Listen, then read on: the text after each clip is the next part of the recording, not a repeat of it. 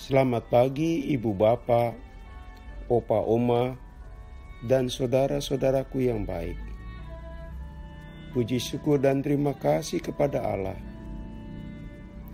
Karena pagi ini kita masih merasakan cinta kasih-Nya.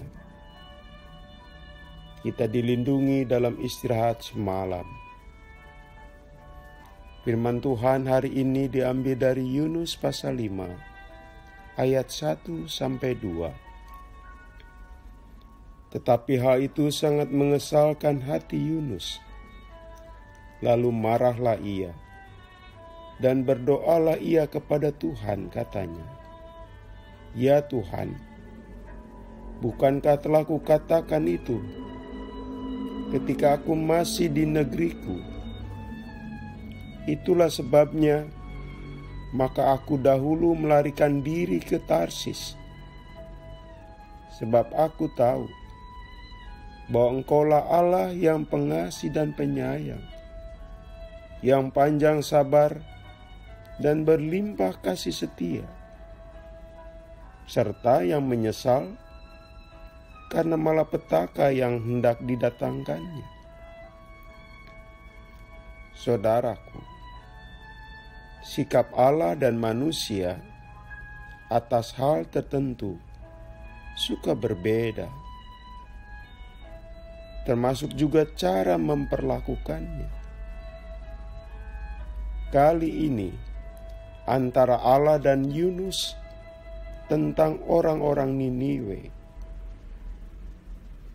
Niniwe adalah sebuah kota metropolitan waktu itu. Sayangnya, penduduknya banyak melakukan kejahatan.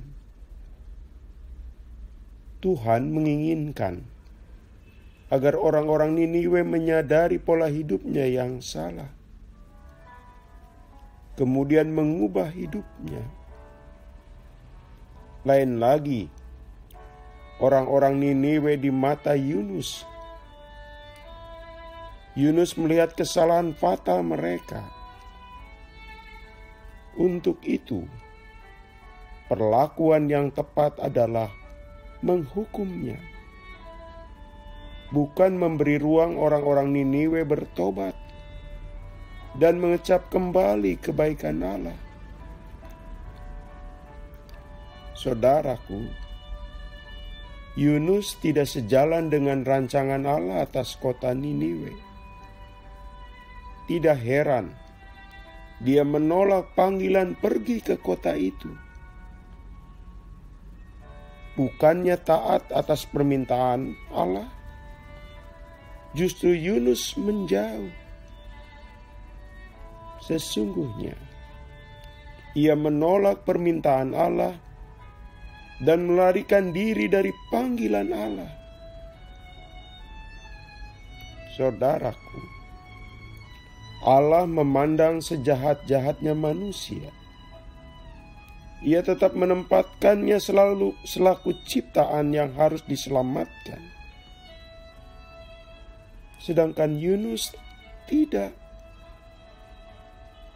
Jika sudah berbuat jahat, maka biarlah orang-orang Niniwe mengalami kebinasaan. Berangkat dari sudut pandang seperti itulah, mengapa Yunus membelot dari perintah Tuhan?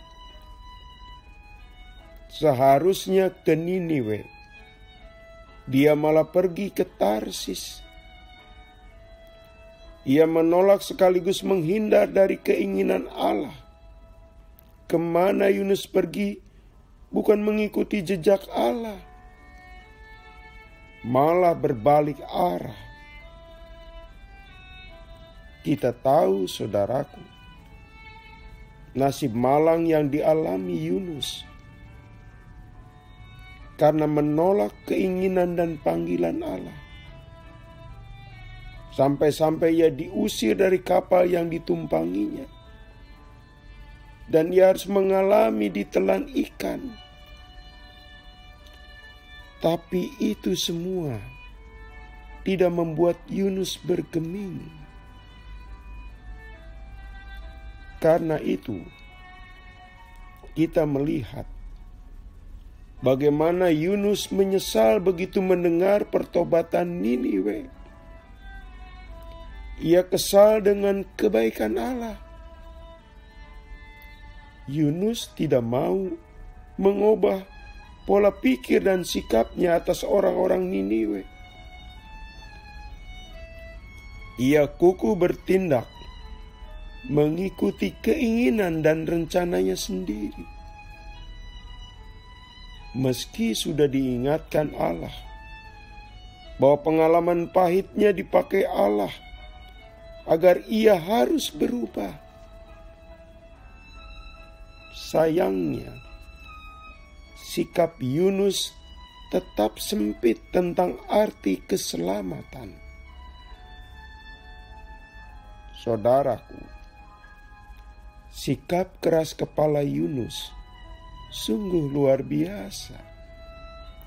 Ia sama sekali tidak mengubah pola pikir dan sikap. Dan puncaknya, ketika tanpa peranan Yunus, Allah membuat orang-orang Niniwe bertobat. Yunus bukannya senang. Ia bukannya melihat keagungan cinta Tuhan atas orang-orang jahat dan berdosa. Ia malah kesal atau jengkel dengan kemurahan hati Allah. Ia protes atas tindakan penyelamatan Allah. Saudaraku, kita belajar setiap orang pernah jatuh dan berdosa. Setiap manusia punya catatan personal bahwa dia pernah bertindak keluar dari keinginan Allah. Dan bisa jadi itu diri kita sendiri atau keluarga kita. Kita ingat bahwa Allah dalam Yesus selalu mencari yang gagal dan hilang. Allah tidak serta-merta menghukum dengan keras. Yang diprioritaskan adalah kembali kepada jalur yang benar. Saudaraku, keagungan kasih Allah adalah mencari yang hilang.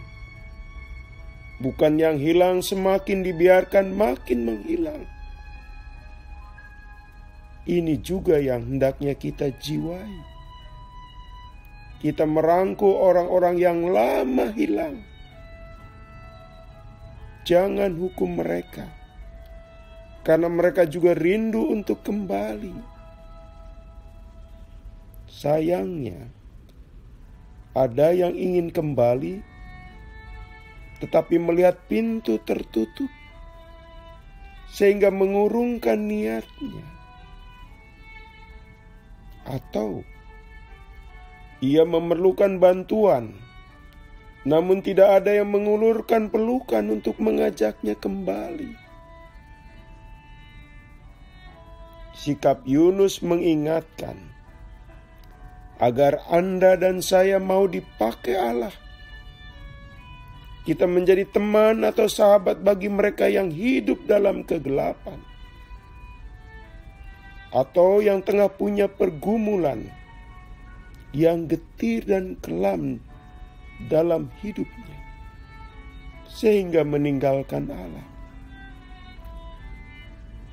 Saudara, jika kita menolak ajakan Tuhan seperti Yunus, jangan mengira bahwa Tuhan tidak bisa memakai orang lain untuk menggantikan kita.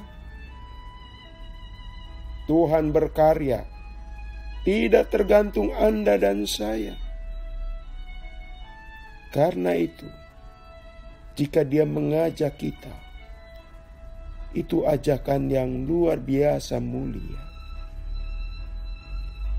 Mari saudaraku, selaraskanlah langkah hidup kita di hari ini dengan kemurahan hati Allah dan rencananya.